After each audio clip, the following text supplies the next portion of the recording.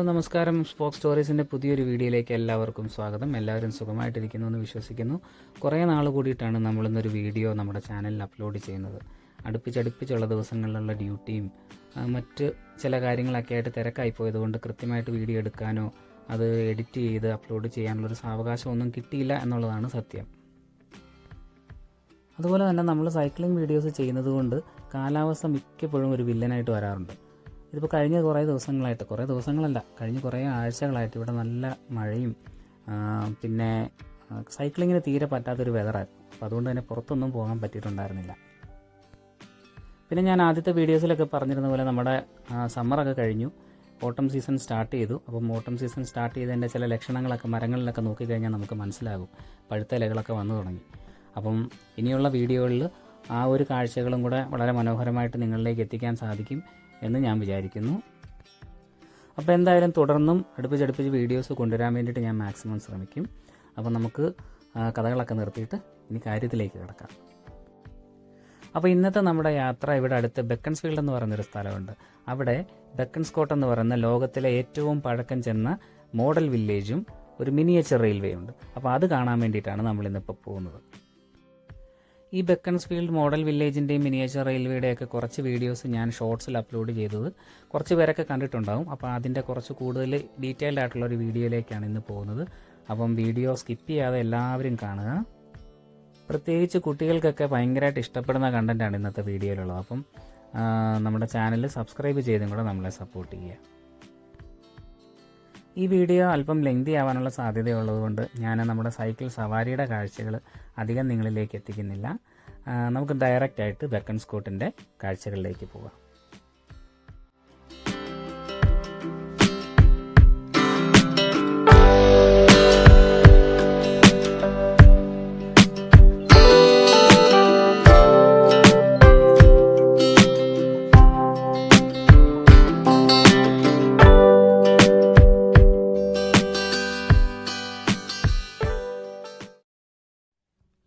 അങ്ങനെ നമ്മൾ ബെക്കൺസ്കോട്ട് മോഡൽ വില്ലേജിൻ്റെ ഫ്രണ്ടിൽ എത്തിയിരിക്കുകയാണ്. ഇതാണ് എൻ്റെ എൻട്രൻസ് കേട്ടോ.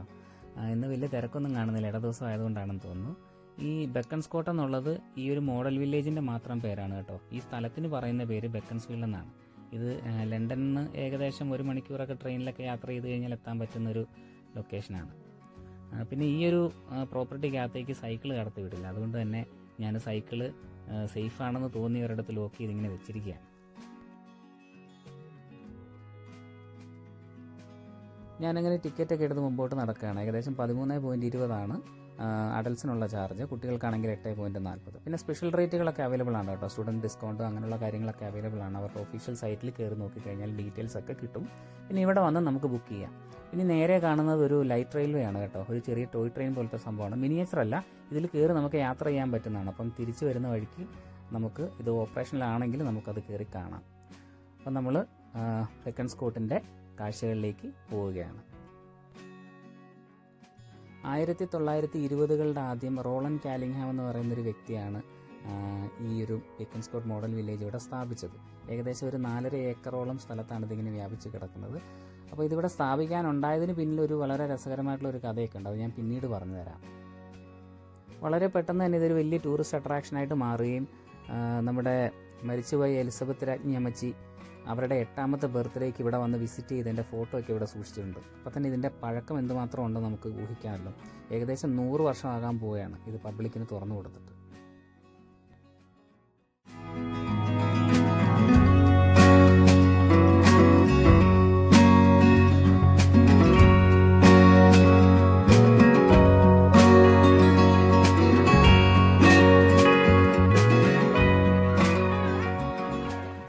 ഈ മോഡൽ വില്ലേജ് ഇവിടെ ഉണ്ടായതിന് പിന്നിൽ രസകരമായിട്ടുള്ളൊരു ചരിത്രം ഉണ്ടെന്ന് ഞാൻ പറഞ്ഞില്ലേ.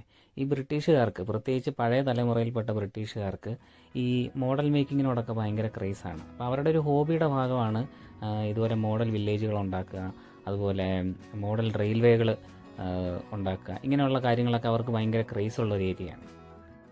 അപ്പോൾ ഞാനീ പറഞ്ഞ ക്രേസ് നമ്മുടെ റോളൻ കാലിംഗ്ഹാം അച്ചായനും ഉണ്ടായിരുന്നു. അപ്പോൾ അദ്ദേഹത്തിന് വീടിനുള്ളിലൊരു ചെറിയൊരു മോഡൽ റെയിൽവേ ഉണ്ടായിരുന്നു. അപ്പോൾ ഒരു ദിവസം ഭാര്യ വന്നിട്ട് പറഞ്ഞു, നിങ്ങളുടെ ഈ മോഡൽ റെയിൽവേയും കാര്യങ്ങളും ഒന്നും വീടിനുള്ളിൽ വെച്ച് നടത്താൻ ഞാൻ സമ്മതിക്കില്ല എന്നും പറഞ്ഞ് പുള്ളിയും പുള്ളിയുടെ മോഡൽ റെയിൽവേയും കൂടെ ഗെറ്റ് ഔട്ട് അടിച്ചു.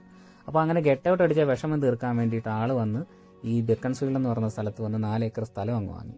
4 ഏക്കർ സ്ഥലം വാങ്ങി ആ മോഡൽ റെയിൽവേ അവിടെ സെറ്റ് ചെയ്തു. അതോടൊപ്പം തന്നെ അന്നത്തെ കാലത്ത് ഒരു 1920s ഒരു ഐഡിയൽ ഇംഗ്ലീഷ് വില്ലേജ് എങ്ങനെയാണോ അതുപോലൊരു മോഡൽ വില്ലേജ് അങ്ങ് സെറ്റ് ചെയ്തു. ഈ ബെക്കൺസ്കോട്ട് മോഡൽ വില്ലേജ് എന്ന് പറയുന്നത് ചുമ്മാ 4 ഏക്കറിനകത്ത് എന്തൊക്കെയോ കാട്ടിക്കൂട്ടി വെച്ചിരിക്കുന്നതല്ല, വളരെ പ്രോപ്പറായിട്ട് പ്ലാൻ ചെയ്തിട്ട് തന്നെയാണ് അവരിത് ചെയ്തിരിക്കുന്നത്. ഇതിൻ്റെ ഉള്ളിൽ തന്നെ ചെറിയ ചെറിയ ഒരുപാട് വില്ലേജുകളുണ്ട്, ഫാമുകളുണ്ട്, ചെറിയ ചെറിയ ടൗണുകളുണ്ട്, ഏകദേശം മൈലുകളോളം നീളത്തിൽ റെയിൽവേ ട്രാക്കുകളുണ്ട്.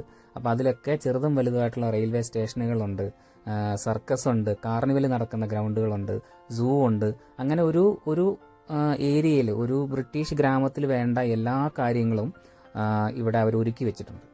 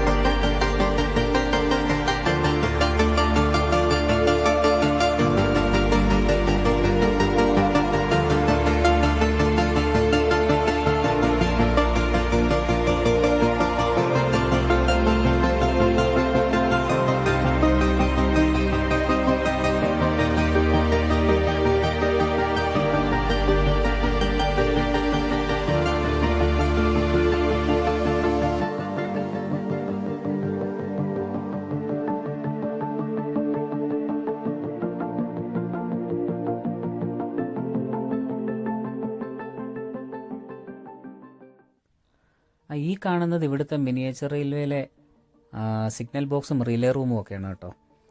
ഒരു പ്രോപ്പറായിട്ടുള്ള റെയിൽവേയിൽ എങ്ങനെയാണോ മാനേജ് ചെയ്യുന്നത് അതേ രീതിയിൽ തന്നെയാണ് മാനേജ് ചെയ്തിരിക്കുന്നത്. അപ്പോൾ സ്വിച്ച് ചെയ്യുന്ന ലിവറുകളും കാര്യങ്ങളൊക്കെ നമുക്ക് ഉള്ളിലേക്ക് നോക്കിക്കഴിഞ്ഞാൽ കാണാൻ പറ്റും.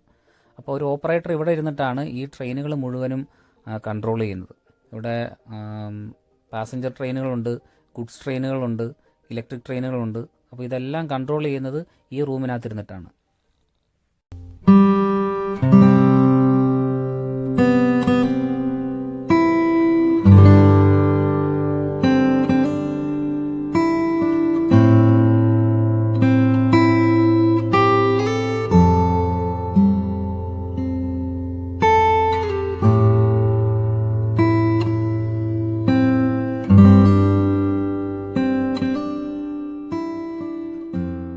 ഇവിടെയുള്ള മോഡലുകളിൽ എന്നെ പേഴ്സണലായിട്ട് ഒത്തിരി അട്രാക്ട് ചെയ്തൊരു മോഡൽ ഇതാണ് കേട്ടോ. ഇത് ലോകപ്രശസ്ത സാഹിത്യകാരി എനിറ്റ് ബ്ലൈറ്റൺ ഇവിടെ ബെക്കൺസ്ഫീൽഡ് എന്ന് പറയുന്ന സ്ഥലത്ത് താമസിച്ചിരുന്ന വീടിൻ്റെ എക്സാക്റ്റ് മാതൃകയാണ്. കുട്ടികൾക്ക് വേണ്ടിയിട്ടുള്ള ബുക്കുകളായിരുന്നു എനിറ്റ് ബ്ലൈറ്റൺ കൂടുതൽ എഴുതിക്കൊണ്ടിരുന്നത്. അപ്പോൾ ഞാനൊക്കെ ബുക്ക് വായന തുടങ്ങിയത് ഏകദേശം ഒരു 7ാം ക്ലാസ്സിൽ 8ാം ക്ലാസ്സിലൊക്കെ പഠിക്കുന്ന സമയത്താണ്. അപ്പോൾ അന്ന് ഏറ്റവും കൂടുതൽ വായിച്ചുകൊണ്ടിരുന്ന ബുക്കുകളിൽ ഈ ഏറ്റവും ഫേവറേറ്റ് ആയിട്ടുണ്ടായിരുന്ന എനിറ്റ് ബ്ലൈറ്റൻ്റെ ബുക്കുകളാണ്.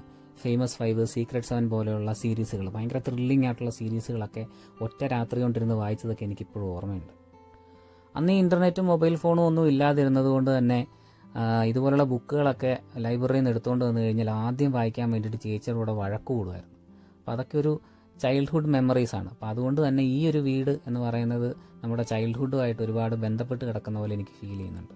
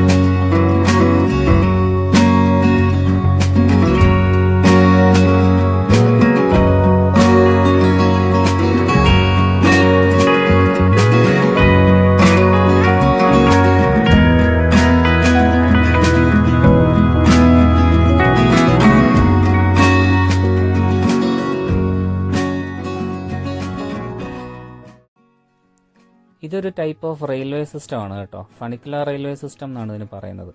ഇതൊരു സ്റ്റീപ്പായിട്ടുള്ള മലമുകളിലേക്കും താഴേക്കും ഒക്കെ ആൾക്കാരെയും സാമഗ്രികളും ഒക്കെ കൊണ്ടുപോകാൻ വേണ്ടിയിട്ട് യൂസ് ചെയ്യുന്നൊരു സിസ്റ്റമാണ്. കൗണ്ടർ ബാലൻസ് ചെയ്യുന്ന 2 ക്യാരേജുകളാണ്. അപ്പോൾ അത് ഒരു കേബിൾ കാർ ഓപ്പറേറ്റ് ചെയ്യുന്ന ഒരു പ്രിൻസിപ്പിളിൽ തന്നെയാണ് ഓപ്പറേറ്റ് ചെയ്യുന്നത്. പക്ഷേ ഈ സംഗതി ഓടുന്നത് ഒരു റെയിലേ കൂടെയാണ്. അപ്പോൾ ഇതാണ് ഒരു ഫണിക്കുലർ റെയിൽവേ സിസ്റ്റം എന്ന് പറയുന്നത്.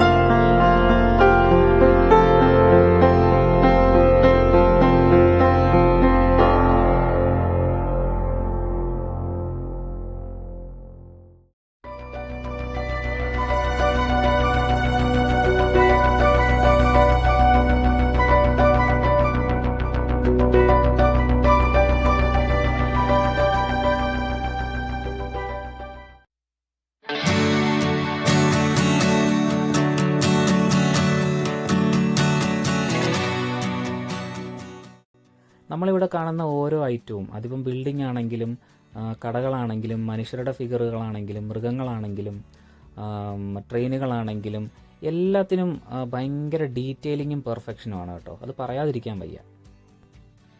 ഒറിജിനൽ ആണെന്ന് കാഴ്ചക്കാർക്ക് തോന്നുന്ന രീതിയിലാണ് അവരിത് ഓരോ കാര്യങ്ങളും ഡിസൈൻ ചെയ്തിരിക്കുന്നത്. ഇപ്പോൾ ഈ കേബിൾ കാർ കണ്ടില്ലേ, ഇതിൻ്റെ ഒരു ക്ലോസപ്പ് വീഡിയോയോ ഫോട്ടോയോ ഒക്കെ എടുത്ത് നമ്മൾ ആരെങ്കിലും കാണിച്ചു കഴിഞ്ഞാൽ ഇതൊരു മോഡലാണെന്ന് പറഞ്ഞാൽ പലരും വിശ്വസിക്കില്ല ഇങ്ങനെ കാണാതെ. അപ്പോൾ അത്ര പെർഫെക്ഷനോട് കൂടിയിട്ടാണ് ഇവർ ഓരോ കാര്യങ്ങളും ഇവിടെ ഡിസൈൻ ചെയ്തിരിക്കുന്നത്. എനിക്ക് പേഴ്സണലി ഈ മിനിയേച്ചർ മോഡലുകളോടൊക്കെ ഭയങ്കര ഇഷ്ടമാണ്. ഞാനും അത്യാവശ്യം മിനിയേച്ചർ മോഡലിംഗ് ഒക്കെ ചെയ്യുന്ന ഒരാളാണ്. നാട്ടിലായിരുന്നപ്പം നമുക്കൊരു വാട്സപ്പ് ഗ്രൂപ്പൊക്കെ ഉണ്ടായിരുന്നു. അപ്പോൾ ആ ഗ്രൂപ്പിൽ നമ്മൾ മിനിയേച്ചർ മോഡലുകൾ ഉണ്ടാക്കുകയും ഷെയർ ചെയ്യുകയും ഒക്കെ ചെയ്യുമായിരുന്നു. ഗ്രൂപ്പൊക്കെ ഇപ്പോഴും സജീവമാണ്. പക്ഷേ നമുക്കിവിടെ അത് ചെയ്യാനുള്ള മെറ്റീരിയൽസൊക്കെ ഭയങ്കര കോസ്റ്റ്ലിയാണ്. പിന്നെ നമ്മുടെ നാട്ടിൽ അത്ര അവൈലബിൾ അല്ലാത്തത് കൊണ്ടൊക്കെയാണ് ഞാനിപ്പം താൽക്കാലികമായിട്ട് ആ ഒരു മിനിയേച്ചർ പരിപാടികളൊക്കെ നിർത്തി വെച്ചിരിക്കുന്നത്. ഇത് നമ്മൾ ബോൾട്ടേഴ്സ് ലോക്കിൻ്റെ വീഡിയോ ചെയ്തപ്പോൾ കണ്ടില്ലേ, റിവർ ലോക്ക്. അപ്പോൾ അതുപോലെ ഒരു റിവർ ലോക്ക് സിസ്റ്റത്തിൻ്റെ മിനിയേച്ചറാണ്.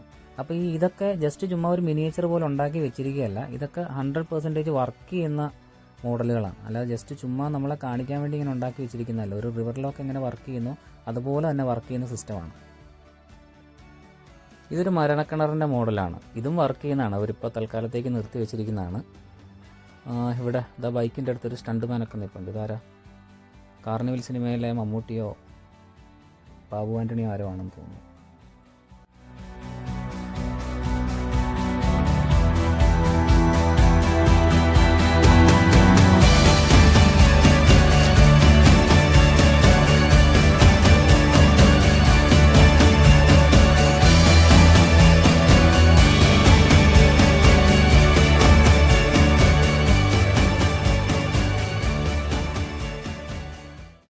ഇവിടെ രസമുള്ള കാഴ്ചയുണ്ട്, കാണിക്കാം. ഇതൊരു വീട് പൊളിഞ്ഞു പോയതാണ്. വീട് പൊളിഞ്ഞു പോയതല്ല, വീട് പൊളിഞ്ഞു പോയതായിട്ട് അവരുണ്ടാക്കിയതാണ്. ഒരു ലാൻഡ് സ്ലൈഡ് പോലെ ഉണ്ടാക്കിയതാണ്. അപ്പോൾ വീടിൻ്റെ ഒരു ഭാഗം പൊളിഞ്ഞു പോയി. പക്ഷേ ഇതൊന്നും അറിയാതെ ഒരു ചേട്ടനകത്തിരുന്ന് ടോയ്ലറ്റിൽ പോകുന്നുണ്ട്. പിന്നെ ഒരു ചേച്ചി കിച്ചണിലും ഉണ്ട്. അപ്പോൾ രണ്ടാളും ഇത് വീട് പൊളിഞ്ഞു പോയത് അറിഞ്ഞില്ല എന്നാണ് തോന്നുന്നത്.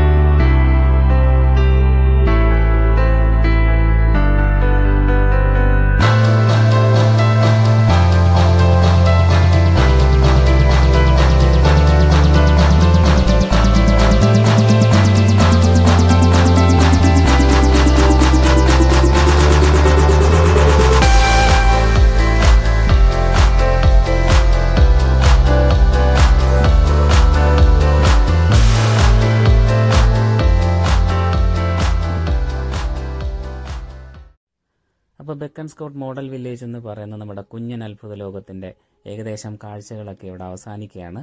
ഞാനിവിടെ രണ്ടാമത്തെ തവണയാണ് വരുന്നത്. ഈ 2 തവണ വന്നപ്പോഴും ഇവിടെ ഏറ്റവും കൂടുതൽ വിസിറ്റേഴ്സായിട്ടുണ്ടായിരുന്നത് കുട്ടികളാണ്. കാര്യം കുട്ടികൾ എൻജോയ് ചെയ്യുന്ന രീതിയിലാണ് ഇവരിത് അറേഞ്ച് ചെയ്ത് വെച്ചിരിക്കുന്നത്. പ്രത്യേകിച്ചും കുട്ടികൾക്ക് ഈ ടോയ്സ് അല്ലെങ്കിൽ മിനിയേച്ചറൊക്കെ കാണുമ്പോൾ ഭയങ്കര ഇഷ്ടമാണല്ലോ. അതുകൊണ്ട് തന്നെ കുട്ടികളാണ് ഇവിടെ ഏറ്റവും കൂടുതൽ വന്ന് വിസിറ്റ് ചെയ്യുന്നത്. കുട്ടികൾക്കുള്ളൊരു ചെറിയ പ്ലേ ഏരിയയും ഐസ്ക്രീം പാർലറും ചെറിയ സ്നാക്സുകളൊക്കെ വാങ്ങാൻ പറ്റുന്ന കടകളും പാർക്കിംഗ് ഫെസിലിറ്റിയും അങ്ങനെയുള്ള എല്ലാ കാര്യങ്ങളും ഇവിടെ വിസിറ്റേഴ്സിന് വേണ്ടിയിട്ട് അവർ അറേഞ്ച് ചെയ്ത് വെച്ചിട്ടുണ്ട്. അപ്പോൾ ലണ്ടനൊക്കെ അടുത്ത് താമസിക്കുന്നവർക്കൊരു ഹാഫ് ഡേ അടിച്ച് പൊളിക്കാൻ പറ്റിയ ലൊക്കേഷനാണ് ബെക്കൺ സ്കോട്ട് മോഡൽ വില്ലേജ് എന്ന് പറയുന്നത്. പിന്നെ നമ്മൾ കണ്ട കുഞ്ഞു കുഞ്ഞു ട്രെയിനുകളില്ലേ മിനിയേച്ചർ, അതിൻ്റെ ഉള്ളിലിരുന്ന് യാത്ര ചെയ്ത് കഴിഞ്ഞാൽ എങ്ങനെ ഇരിക്കും? അപ്പോൾ അതിനുള്ളൊരു ഫെസിലിറ്റി അവരുടെ വെബ്സൈറ്റിൽ, ഒഫീഷ്യൽ വെബ്സൈറ്റിൽ ഇവർ അറേഞ്ച് ചെയ്തിട്ടുണ്ട്. അത് ഒരു ട്രെയിനിൻ്റെ എഞ്ചിൻ്റെ ഫ്രണ്ടിൽ ഒരു ക്യാമറ ഫിറ്റ് ചെയ്ത് അത് ടണലിനുള്ളിൽ കൂടെ പോകുന്നൊക്കെ ഒരു വ്യൂ, ഒരു ഡ്രൈവറിൻ്റെ വ്യൂ എങ്ങനെയാണോ ആ വ്യൂ നമുക്ക് കാണാൻ പറ്റും. അപ്പോൾ അതിൻ്റെ ലിങ്ക് ഞാൻ ഡിസ്ക്രിപ്ഷനിൽ കൊടുക്കാം. അപ്പം ഈ വീഡിയോ കാണുന്നവർ തീർച്ചയായിട്ടും അവരുടെ ഒഫീഷ്യൽ സൈറ്റിൽ കയറി ആ വീഡിയോയും കൂടെ കാണുക കേട്ടോ. അപ്പം നമ്മൾ പതുക്കെ പുറത്തേക്ക് ഇറങ്ങുകയാണ്. ഞാൻ ആദ്യമേ പറഞ്ഞിരുന്നല്ലോ ഇവിടെ ഒരു ലൈറ്റ് റെയിൽവേ ഉണ്ട്, നമുക്കതൊന്ന് റൈഡ് ചെയ്യാൻ പറ്റുമെങ്കിൽ ചെയ്യാമെന്ന്. അപ്പം അതിൻ്റെ എൻട്രൻസിൻ്റെ അവിടെയാണ് അതിൻ്റെ ടിക്കറ്റിൻ്റെ കൗണ്ടർ. എക്സ്ട്രാ നമ്മൾ പേയ്മെൻറ്റ് കൊടുക്കണം. അപ്പം ആ എൻട്രൻസിൻ്റെ അവിടെ ഇരിക്കുന്ന ടിക്കറ്റ് കൗണ്ടറൊക്കെ കണ്ടോ, ഒരു പഴയ ട്രെയിനിൻ്റെ കമ്പാർട്ട്മെൻറ്റാണ് വെച്ചിരിക്കുന്നത്. അപ്പം എല്ലാം ഒരു ട്രെയിന് അല്ലെങ്കിൽ അങ്ങനെ ഒരു തീമിലാണ് വെച്ചിരിക്കുന്നത്. ഭയങ്കര രസമായിട്ടാണ് ചെയ്തിരിക്കുന്നത്. അപ്പോൾ ഈ വരുന്ന കുഞ്ഞൻ എൻജിനാണ് ആ ട്രെയിൻ വലിക്കുന്നത്. അപ്പോൾ നമുക്കതൊന്ന് ട്രൈ ചെയ്യാം. ഓക്കെ, അപ്പോൾ നമ്മൾ ടിക്കറ്റൊക്കെ എടുത്തതാ ട്രെയിനിൽ ബോർഡ് ചെയ്തു. ഇനി സിഗ്നൽ കിട്ടിക്കഴിഞ്ഞാൽ ഉടനെ നമ്മൾ പുറപ്പെടും.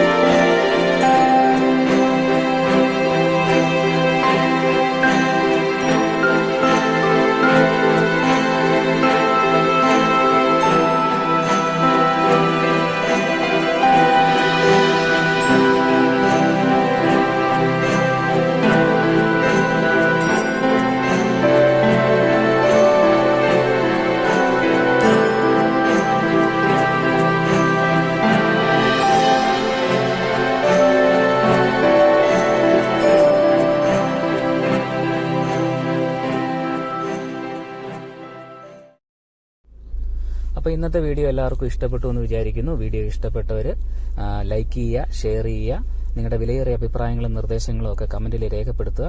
അതുപോലെ ചാനൽ സബ്സ്ക്രൈബ് ചെയ്തിട്ടില്ലാത്തവർ ദയവ് ചെയ്ത് ചാനൽ സബ്സ്ക്രൈബ് ചെയ്തും കൂടെ നമ്മളെ സപ്പോർട്ട് ചെയ്യുക. എങ്കിൽ മാത്രമേ മികച്ച വീഡിയോസുമായിട്ട് ഇനിയും നിങ്ങളുടെ മുമ്പിലേക്ക് എനിക്ക് വരാൻ പറ്റുള്ളൂ. അപ്പോൾ അടുത്ത വീഡിയോയിൽ കാണുന്നവരെയും this is spoke story signing off. എല്ലാവർക്കും നന്മയുണ്ടാകട്ടെ.